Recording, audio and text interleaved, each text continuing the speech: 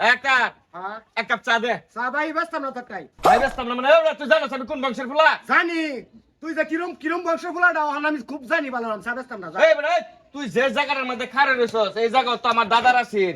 তার দাদা চা খাওয়াইছে না আমার দাদারে, জমিটা লিখে দেয়ালছে বেটা। এই বেটা তুই জানোস না এই যে মনে কর যে দোকানটা দেখতেছস সেই মাথার এই পর্যন্ত আমার দাদার আছেন।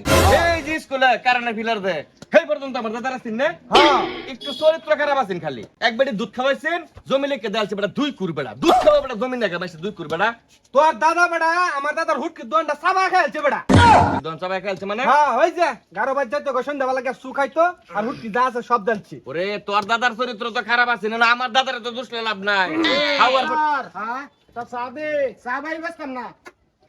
আরে বড়া না হরস মানুষ গরু দেহস না আইছে লুক দিয়া ওখানে তো দেড় কাটা আছে থাকবো দেড় কাটা তিন কাটা আলাবে ধোয়ানো কেন লেগে তার দাদার এই আসিন সেই আসিন আমার দোয়ানো একটা কাপ চা খাইবো ভাই বুড়িয়া কি কইছো? দেড় কাটা আছে না বড়া হনো আমার চাকে বারতাছো তুমি তে কি হরবা মামি দেখছস কান্ডটা ঘুরে হেই এমনি সব খাইছে নাইচা মাইচা যাত্রা করিয়া সেরিনা সাইয়া এই কিচ্ছা করে হেই কিচ্ছা করে সব যে শেষ করতো ওখান দেড়কাটা আছে যেটার মধ্যে বাড়ি বান্ধে তাই এটা আরে 11টা হাঙ্গা হরছি এটা কি তোর বলে করছি শুনো ফাইনাল লাভ আমার যদি তুমি এই ওহনের এই জমির মধ্যে দেড়কাটার মধ্যে হাত দিবা তাহলে তোমার হাত থাকতো না কই এই জায়গা আমি খাট্টা করছি কুরের কুর জায়গা দুধ খাইয়া দেয়ারছি মদ খাইয়া দেয়ারছি এটা আমি খাট্টা করছি খাট্টা করগা তোর দাদা কিচ্ছু থাকতো না, তোর দাদা আমার দাদা ধ্বংস করছে। আমার দাদা তোর দাদার লগে চলে আইরন বেটা কিচ্ছু নাই গা আকালে সব শেষ করে। তোর দাদা আমারে ধ্বংস করার একমাত্র মূল কাঠি জানো কে কারে করছে এটা আমার জানার দরকার নাই। তুমি যে তোমার 50 কুরের উপরে জমি 250 গরু এটা যে সব শেষ করলা এই যে এটা চরিত্র খারাপ করিয়া হ্যাঁ চা খাইয়া দুধ খাইয়া ডিম খাইয়া তো শেষ করলা মাইসের তো লেখা দিলা জমি এটা জমির এখন দাম কত জানো? এক কাটা দামে বেটা এখন বেটা 50 লাখ টাকা বেটা। হ্যাঁ এটা তোমার এমন মনে করে আফসোস লাগে না?